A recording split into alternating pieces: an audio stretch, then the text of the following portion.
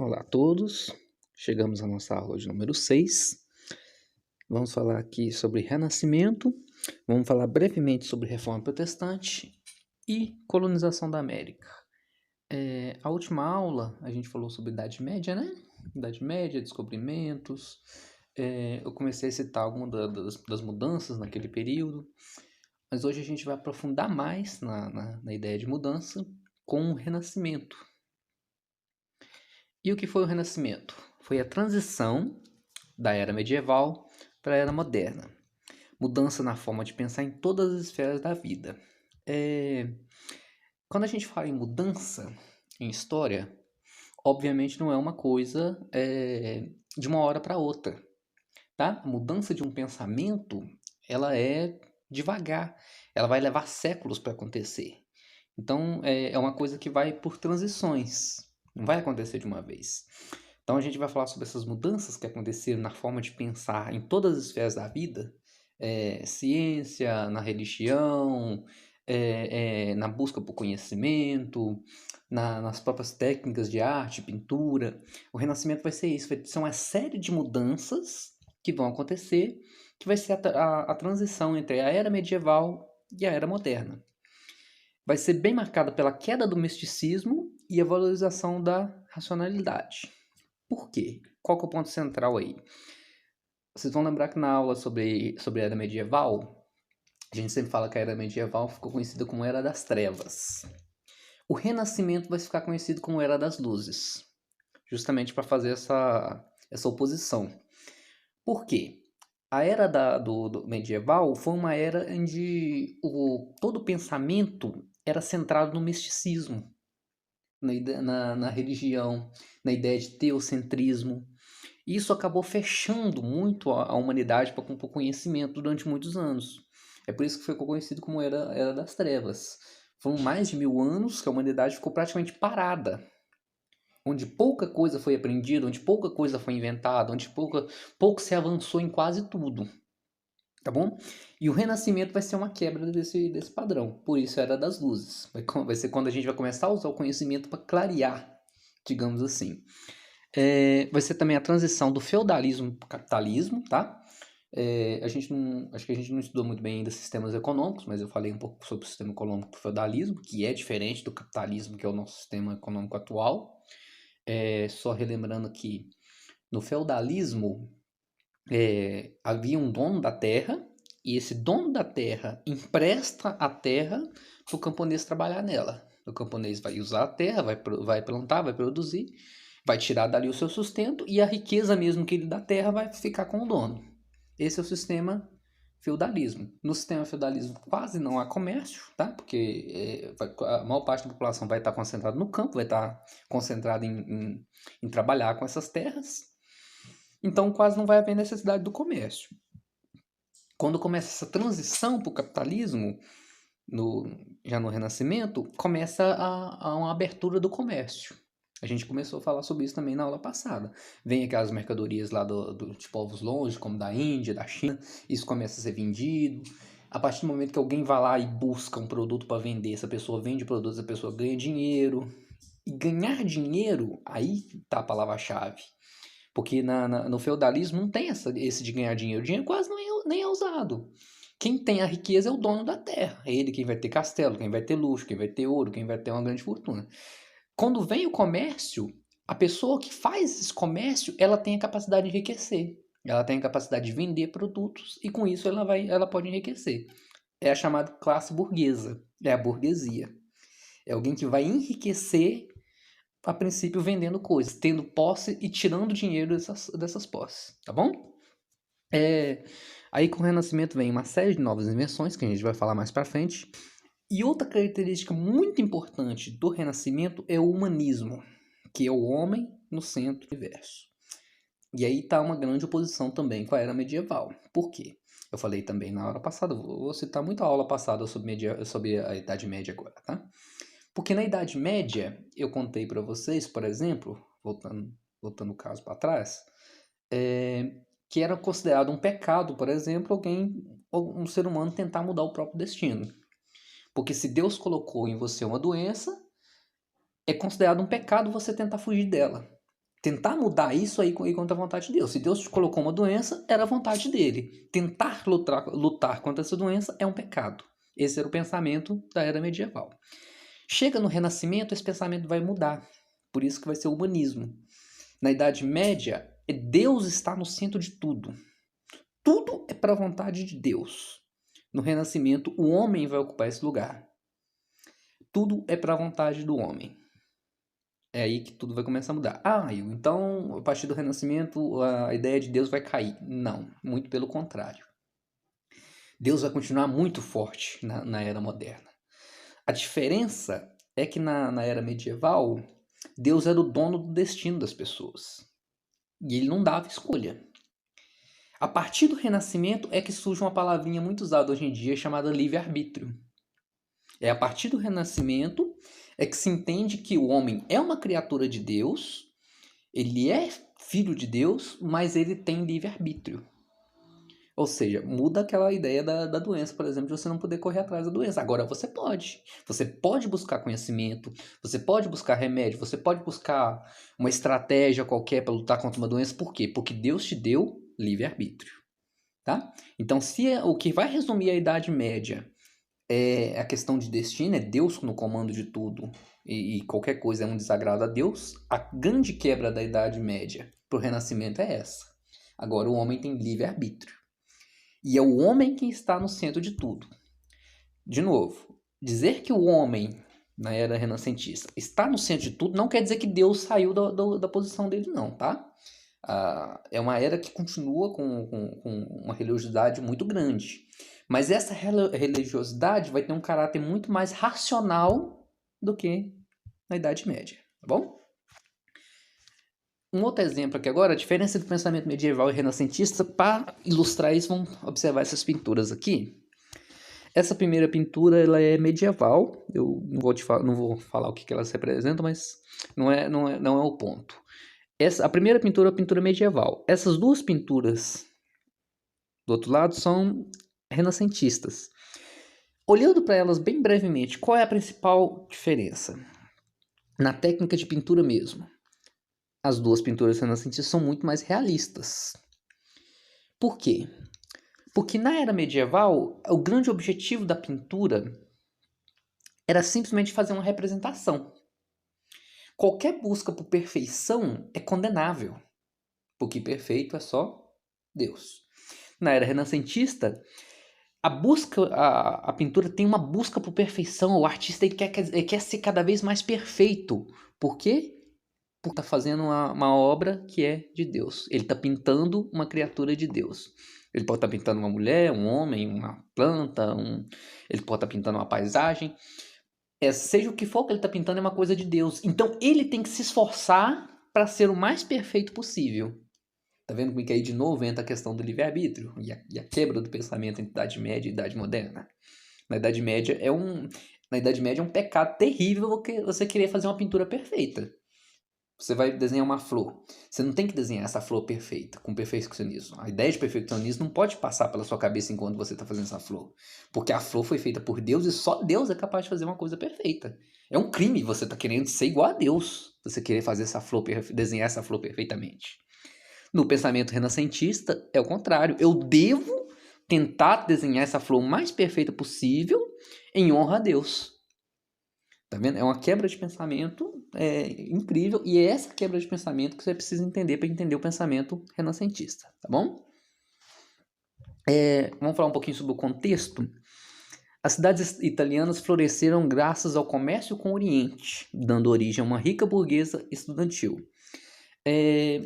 Vamos lá, a Itália ela fica bem no centro do Mediterrâneo, numa área muito propícia para navegação. A Itália é quase que uma ligação entre a Europa e o Oriente. Então ele é um ponto de comércio muito grande. Tanto é que as cidades italianas vão florescer com base no comércio. Essa base do comércio, voltando à ideia do burguês, o comércio, o burguês, alguém que vai vender, que vai montar uma lojinha, vai buscar produtos em outro lugar e vai vender e vai ganhar dinheiro com isso. Logo, o burguês é alguém que não precisa trabalhar de sol a sol. O filho dele é alguém que tem uma vida melhor e tal. Logo, quando uma pessoa não precisa tanto de trabalhar, não precisa morrer para trabalhar, ela tem mais tempo. Ou seja, ela tem tempo para estudar, ela tem tempo para escrever, ela tem tempo para pensar. E isso aí, essa nova geração de pessoas que vão ali na Itália, que vão ser filhos de burgueses, que vão ser da classe burguesa, que vão ter tempo para buscar conhecimento. E aí que vem da onde que vem a palavra renascimento. Essa classe burguesa, eles vão viajar muito e eles vão ter contato com povos árabes. A gente estudou também povos árabes nas aulas anteriores, né? Esses povos árabes, eles tiveram contato com as obras de Platão, com aquelas obras da Grécia Antiga, que também a gente estudou em aulas anteriores. Né? A filosofia da Grécia Antiga, toda a forma de pensar inventada por Platão, depois por Aristóteles, toda aquela filosofia da Grécia Antiga tinha meio que desaparecido na Idade Média. Com a ascensão do cristianismo e tudo passar a ser voltado mais para Deus, tudo ser passado a voltar mais para a religião, a filosofia tinha sumido. Os árabes tiveram contato com essa filosofia e preservaram boa parte dela. Agora, esses burgueses italianos, viajantes, vão ter contato com os árabes, vão pegar essas obras e vão ler. Ou seja, vai haver um movimento cultural de retorno à Grécia Antiga. Por isso, renascimento. Daí que vem a palavra renascimento. A cultura europeia vai renascer na Grécia Antiga, que ficou escondida por 1000 anos durante a Era das Trevas. Por isso, renascimento. Também é muito notável também durante o Renascimento o nascimento do método científico. Tentar dar um exemplo brevemente aqui do que é método científico. A gente pode pensar de duas formas, um método científico e um método popular, por exemplo. Quando você dava uma dor de cabeça, a sua avó dizia para você tomar um determinado chá, por exemplo, tá? Não sei, não entendo nada de chá. Você dava uma dor de cabeça, sua avó te orientava a tomar um certo chá. Como que sua avó sabia disso? Porque alguém falou para ela e deu certo. Ou seja, é um conhecimento popular. As pessoas fazem porque alguém ensinou a fazer. Não há método científico nisso. Por quê? Porque você não consegue rastrear racionalmente de onde vem. É claro que você pode buscar o método científico, não estou criticando o chá não, tá, gente? Você pode buscar o método científico, por exemplo, você pode pegar 100 pessoas que estão com dor de cabeça, dar chá para 50 delas e ver se exatamente as mesmas 50 que tomaram aquele chá vão curar a dor de cabeça. Isso é método científico, é você colocar uma lógica à prova, é você tentar provar que aquilo tem lógica, tá bom? Muitas vezes a gente vai tentar fazer uma coisa dessa e aquilo não tem muita lógica. Tem uma coisa chamada efeito placebo, por exemplo. Muitas vezes o remédio ele funciona só pelo poder da indução de ter tomado ele. Mas enfim, era só para explicar a questão, a diferença entre um método científico e um método mais popular. O método científico ele precisa de um certo rigor, tá bom? Ele não pode ser só porque alguém me disse. Ele tem que passar por um teste, tá bom? Isso que é método científico. Outra coisa que vai influenciar muito também o Renascimento e a forma de pensar a partir do Renascimento é a descoberta de novos mundos e o contato com outras culturas. A gente também estudou nas aulas passadas também sobre a descoberta da América. A partir do momento em que se descobre que tem um outro continente, que tem outros lugares, o mundo tem outros lugares, com outras pessoas, com outras crenças, com outras formas de viver, isso abala um pouco a forma de pensar do europeu. Vai ser grande parte nesse contexto do Renascimento. Ele vai perceber que o mundo não é só o que ele estava acostumado a ver. A religião não é só a que ele estava acostumado a ver. Que a ciência não é só a que ele estava a ver. Que todo o conhecimento não é só aquilo ali que ele estava acostumado a ver. Tem outro lugar. E isso dá uma espécie de quebra nesse pensamento religioso. Algumas personalidades que são muito famosas do Renascimento, como eu disse, o Renascimento ele foi um movimento cultural que não aconteceu, repito, de uma hora para outra. Isso foi acontecendo ao longo do tempo. Tá bom? A forma de pensar das pessoas foi mudando ao longo do tempo. Isso impactou em várias áreas. Só para citar alguns conhecidos aqui, na pintura, por exemplo, Leonardo da Vinci, ele vai inventar uma nova forma de pintar que vai cair no exemplo das pinturas que eu dei aqui atrás, ó. A busca por perfeição, a busca por uma nova técnica. Outra característica do Renascimento. Perdão, pulei demais. Na literatura, com Shakespeare, Miguel de Cervantes, Dante e Luís de Camões também, tudo uma nova forma de escrever, tá bom? Buscando uma espécie de homenagem a Deus, tá bom? Não mais tendo medo de Deus. O homem, nesse sentido, ele passa a ser ele passa a ter menos medo de Deus e passa a ser mais admirador de Deus. Acho que tá aí uma outra boa palavra para você poder marcar a quebra de pensamento entre era medieval e renascimento. Na era medieval, o homem tinha medo de Deus. A partir do renascimento, o homem tem admiração por Deus, tá bom? Na ciência também, outros nomes famosos também, como Copérnico e Galileu. Quem não conhece muito bem a história dos dois pode pesquisar. Copérnico é quem vai, se não me engano, é o heliocentrismo, né? E vai questionar o teocentrismo, o geocentrismo. Até então, o pensamento comum é que a Terra estava no centro do universo. Deus tinha feito a Terra e colocado o universo para girar em torno dela. A partir de Copérnico, ele vai propor uma ideia diferente. Que, na verdade, é o Sol que está no centro e a Terra está girando em torno do Sol. Esse pensamento, essa mudança que Copérnico propõe, ela tem uma consequência que, se você não pensar muito bem, você não pega. Por quê? Porque se no primeiro modelo, Deus fez a Terra, Deus fez o universo e colocou a Terra no centro. Ou seja, a Terra com o ser humano é o principal. Ele está no centro. Todo o resto gira em torno de nós. A partir do Copérnico, quando Copérnico questiona isso e ele vai fazer as medições e ele percebe que não, que está errado, não é assim, que na verdade é o Sol que está no centro do sistema solar e a Terra é só mais um entre vários outros planetas girando ao redor do Sol, isso quebra o nosso pensamento, porque tira de nós o protagonismo. Nós não estamos, Deus não fez, Deus não colocou a gente no centro do universo. Deus colocou a gente no universo, assim como outras coisas. Repara que isso tira um pouco do nosso protagonismo. Isso tem uma série de consequências no pensamento que são enormes. Adiante, a ciência abala a fé. A reforma protestante. A reforma protestante ela vai acontecer mais ou menos nesse mesmo período, e sim, ela tem uma certa ligação com o Renascimento, né? Que a partir do Renascimento a gente passa a ser mais racional, a gente passa a uma busca maior de racionalidade.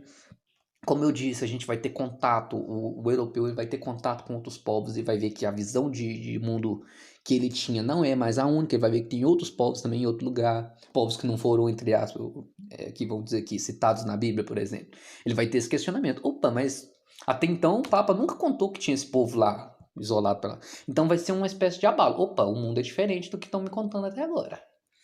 Isso vai dar um certo abalo na religião? Não, na religião não, mas a Igreja Católica vai ser muito abalada nesse momento.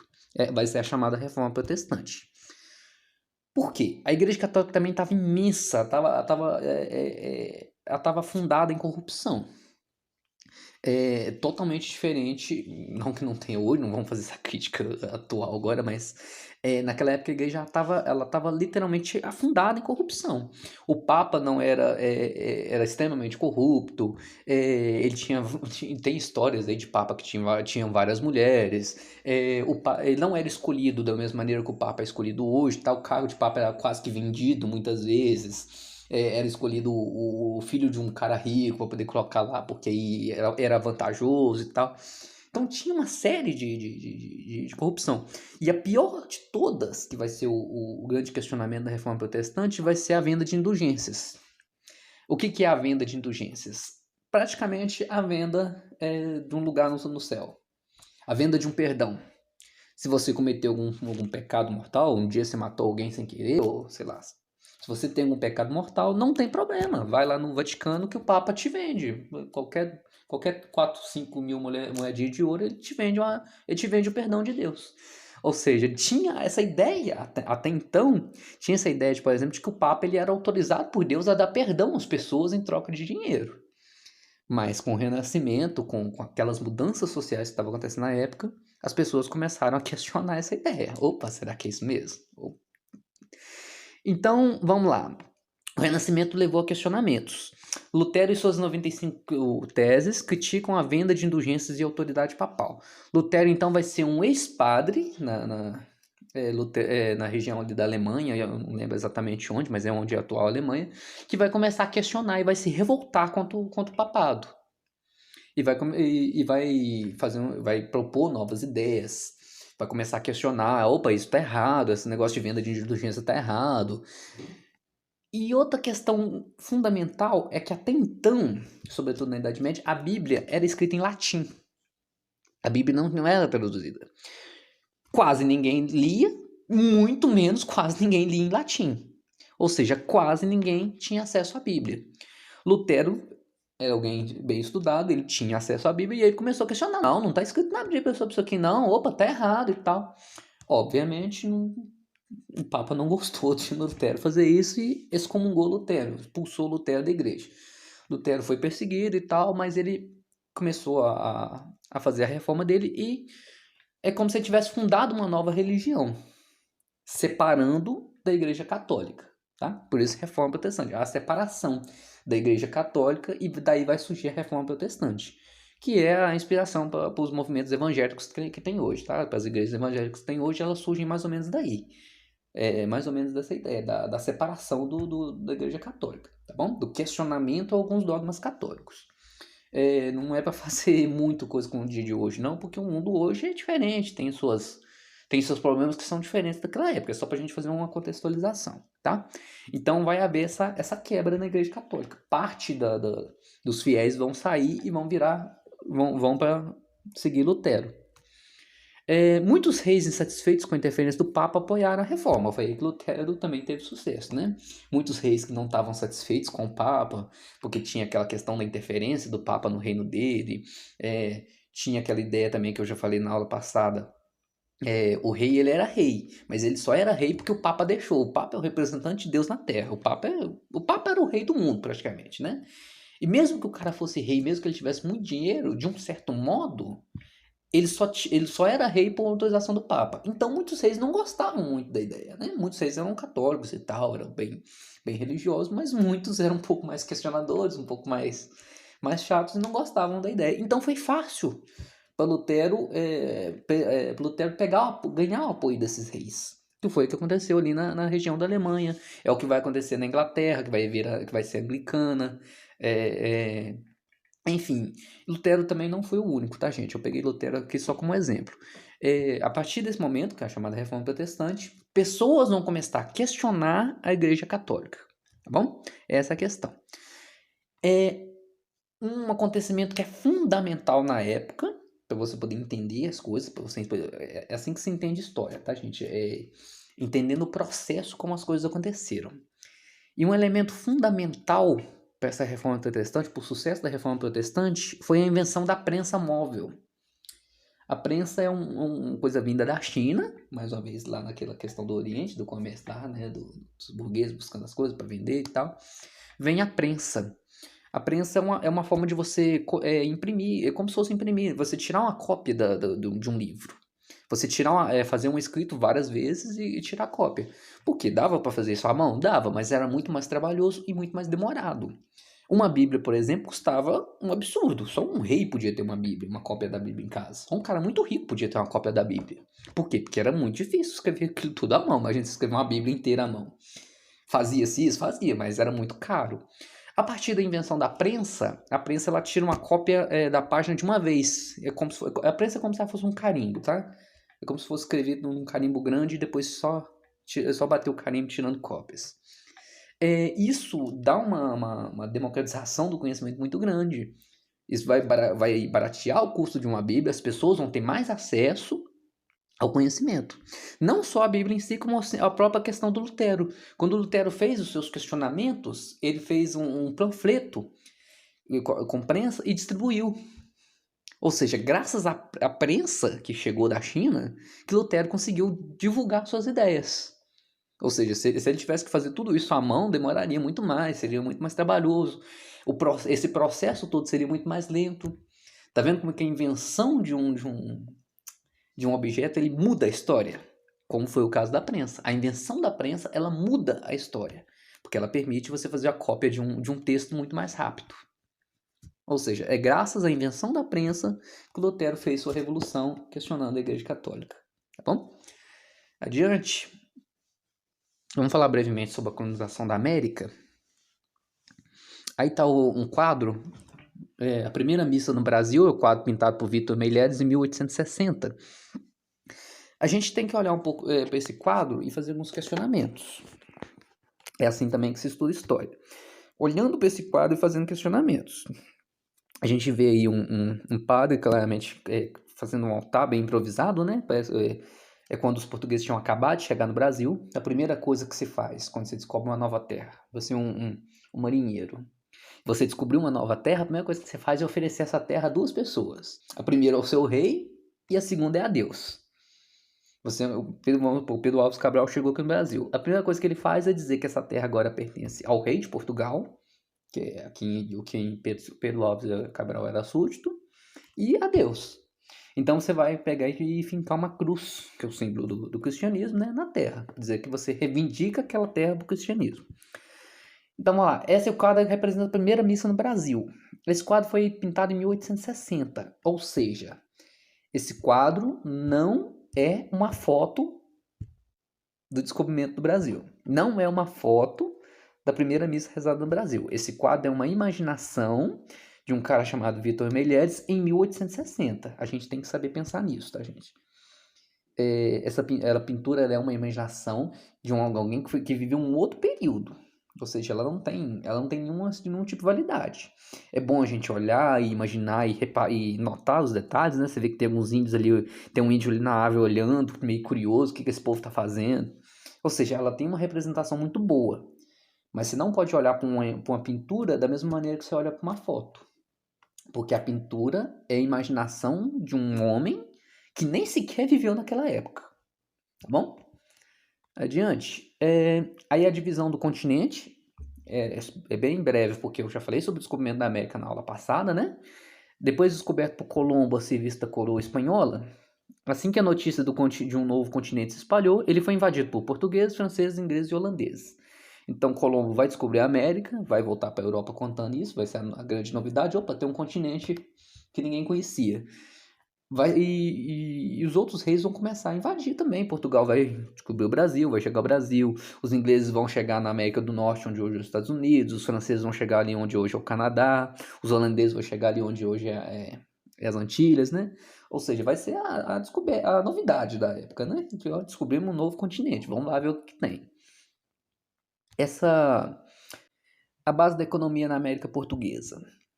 É bem conhecido esse fato, né, do famoso pau-brasil. Quando chegou aqui no Brasil, tinha uma árvore que dava uma madeira meio avermelhada, e essa madeira saía uma tinta, saía um líquidozinho que era ótimo para fazer tinta, era para pintar roupas. Isso fez maior sucesso lá na Europa.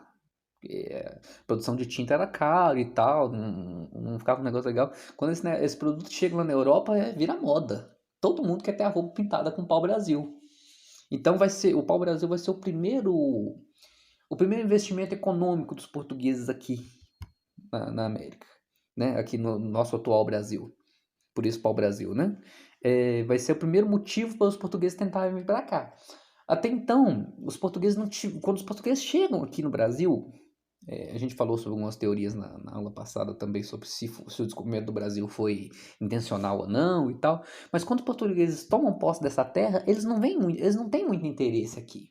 Primeiro porque o foco de Portugal já era a colônia que Portugal tinha nas Índias, que lá já tinha comércio, já tinha riqueza que eles faziam lá, que eles traziam de lá, então não tinha muito interesse aqui. A primeira coisa mais ou menos interessante que eles acharam aqui foi o pau-brasil. Que dava para você tirar a tinta e tal, e era um produto lucrativo.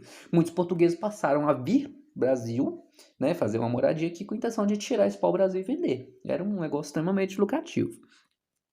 Depois vai vir a cultura de cana-de-açúcar. A cana-de-açúcar, quando chega os espanhóis chegam na região do Caribe, a cana-de-açúcar se dá muito bem. Então os portugueses começam a pensar, opa, será que não dá para plantar cana-de-açúcar lá no Brasil? E no Nordeste deu muito certo. Então a cana-de-açúcar vai ser um outro produto vindo aqui do Brasil, que vai movimentar a economia brasileira, a economia da colônia. Outra questão muito importante, que a gente precisa ter noção em história. A ideia de Brasil não existia, tá bom? Tinha um nome do lugar, que primeiro foi terra de Santa Cruz, terra de Veracruz, aí depois chamaram de Brasil por causa do pau-brasil. Tá, tinha um nome, mas a ideia de país Brasil não existia, tá bom? O Brasil era uma parte de Portugal, era um território além do mar que pertencia a Portugal. Não tinha noção de país, tá bom? Tanto é que muitas vezes é referido não como Brasil, é referido como América Portuguesa. Ah, aquela parte lá dos portugueses que os portugueses têm lá na América. É isso. A ideia de Brasil como país só vai surgir depois com a independência, tá bom? Então, por enquanto, é muito mais verídico a gente chamar de América Portuguesa. Depois da cana-de-açúcar vem um novo ciclo econômico, que é a descoberta do ouro em Minas Gerais. Também essa questão é bem famosa, né? Também a gente que é daqui de Minas, a gente sabe bem disso. Ouro preto, né? Diamantes, minas de diamante. Tudo isso vai atrair muitos portugueses para cá, né? Vai atrair muito vai dar um novo gás na colonização. Não é objetivo aprofundar nisso, tá? Talvez nas aulas mais pra frente eu dou uma aprofundada nisso. Depois, ainda mais tarde, quase no século XVIII, já a cultura do café. E a economia da colônia, aqui da América Portuguesa, era baseada numa monocultura. O que é monocultura? A cultura de um único produto. No caso, uma parte do tempo foi a cana-de-açúcar. Latifúndio. O que é um latifúndio? É um pedaço de terra muito grande de uma pessoa só. Não tinha uma divisão tão democrática, tão grande como hoje, né? Muitas vezes o cara vinha de Portugal para cá, ele pegava um espaço enorme de terra só para fazer a fazenda dele. Não tinha divisão, não tinha aquele espaço de terra que os camponeses vinham, que era dono, que muitas pessoas eram dono, que tinha essa facilidade. E mão de obra escrava. É outra questão que eu preciso aprofundar muito nas próximas aulas, tá? A gente vai falar bem mais sobre a mão de obra escrava depois. Rapidinho aqui, só para ilustrar a evolução do território brasileiro. Isso aí é só para mostrar que não foi a mesma coisa ao longo do tempo.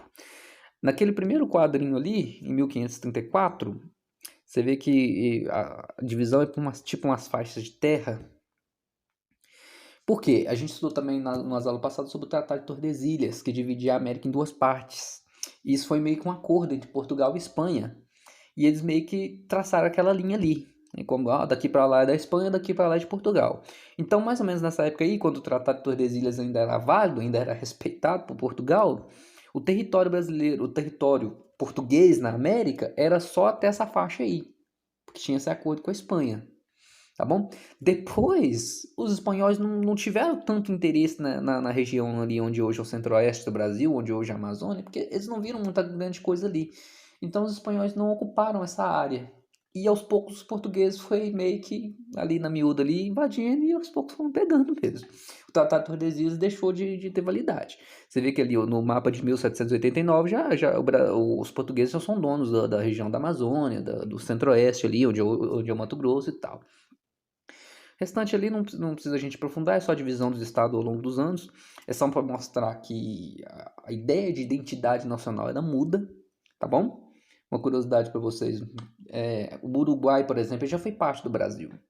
Hoje é um país diferente. Ele já foi parte do Brasil. A questão da identidade nacional, ela muda com o tempo. Então, voltando ao que eu falei atrás, a ideia de Brasil como país vai surgir só depois da independência. Até então, no período colonial, isso aqui é um pedaço de Portugal. É um território que Portugal possui aqui na América. Não tem a ideia de Brasil formada ainda, tá bom? Isso aqui ilustra mais ou menos ilustra o funcionamento de um engenho. Ficou muito pequeno, não vai dar para detalhar bem, não. É só para ilustrar mais ou menos como funcionava o engenho aqui no Brasil, o engenho de cana-de-açúcar, né? É só para ilustrar mais ou menos a vida, como é que era naquela época. Você vê que tem uma casa grande onde o proprietário da terra morava, com seus empregados. Tem uma capela aqui no canto, que é onde é realizada uma missa. Ou seja, é uma sociedade muito religiosa, tá? É impensável a ideia de um local onde tem várias pessoas trabalhando não ter uma capela. A vida religiosa ela é muito presente. Então é impensável que tenha uma comunidade e não tenha uma igreja perto, tá? Tem a senzala lá no fundo, que é o lugar onde vai ficar os negros, onde os escravos vão ficar trancados, onde os escravos dormem, né? Tem a moenda, que é onde moe a cana para transformar em açúcar. Tem todo o processo de açúcar, tem as ações embaixo. Isso é só para dar uma contextualizada de como era a vida naquela época, tá bom? De novo, a cultura no Brasil colônia. Os portugueses vinham em busca de enriquecer aqui no Brasil. Era uma ótima oportunidade para quem já não tinha nada em Portugal mesmo, para quem já era meio perdido. Naquela época tinha muita questão, por exemplo, que quando um grande fazendeiro ele tinha muitos filhos, os filhos mais novos quase não herdavam nada. Então, filhos bastardos também, que era do cara com um amante, por exemplo, esse pessoal não herdava nada. Então, para eles, era muita vantagem vir para o Brasil. Vir para a América Portuguesa, tem que parar de falar Brasil. Era muita vantagem para eles vir para a América Portuguesa tentar alguma coisa. Então, muitos portugueses vinham com a intenção de enriquecer. A questão da escravidão negra, eu preciso fazer um vídeo só para falar sobre a questão da escravidão, mas nada que seja novidade para ninguém, né? A busca de negros lá na África para trabalho escravo. A conversão dos indígenas é outro ponto importantíssimo que eu meio que pulei. A descoberta da América, ela tem um interesse... Toda a descoberta e colonização da América, ela tem um interesse comercial? Claro que tem. Interesse financeiro? Claro que tem. Os caras vão vir, vão buscar ouro, vão buscar todo tipo de riqueza. Mas também tem um interesse religioso. Eu acabei de contar sobre a Reforma Protestante. Ou seja, a Igreja Católica estava perdendo fiéis na Europa. Ela estava com problemas. Ela estava perdendo fiéis para a Reforma Protestante. Então ela precisava de um novo mercado de fiéis. Então a Igreja Católica, ela, quando ela fica sabendo da descoberta da América, dos povos indígenas aqui, eles acham excelente. Opa, vão para lá buscar fiéis. E eles chegam com o objetivo de fazer uma conversão dos indígenas, de transformar indígenas, que tinham lá suas crenças já selvagens, em católicos, em fiéis para a Igreja Católica. Então vão vir os jesuítas, né, que vão formar grupos, as chamadas missões, que vai ser uma área onde os índios vão ser colocados para viver no mesmo modo de vida que o europeu, enquanto eles aprendem sobre a religião católica, tá bom? Vou precisar aprofundar disso também em outras aulas. Eu já falei sobre a ausência de uma identidade nacional, né? Uma ideia de nacionalidade brasileira, isso não existe, tá? A ideia de Brasil não era formada ainda, só vai ser formada ao longo do tempo, já com a independência. A maior parte das coisas se resolvem na metrópole. Esse é outro pensamento importante. A colônia é uma colônia mesmo, é um lugar praticamente agrário. Haviam cidades como Salvador, que é uma das primeiras cidades fundadas, São Paulo também é uma cidade bem antiga, mas o foco mesmo são as fazendas. E quase não há uma independência da colônia. Por exemplo, se houvesse um crime aqui na América Portuguesa, esse crime vai ser julgado lá na colônia. Não há juízes aqui.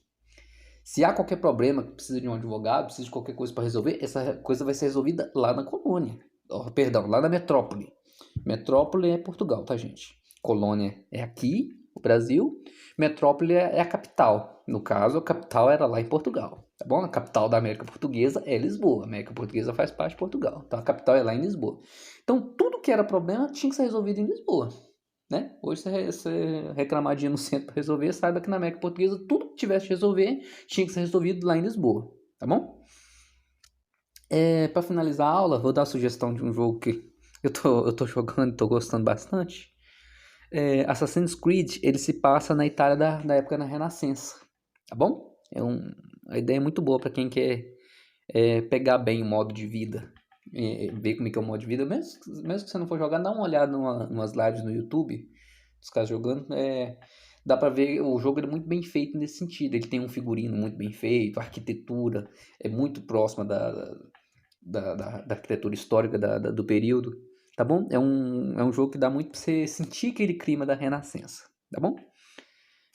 Agradeço a todos, acho que essa aula ficou bem maior do que as outras, né? Já ficou um pouquinho maior, mas enfim, agradeço a todos a paciência e obrigado.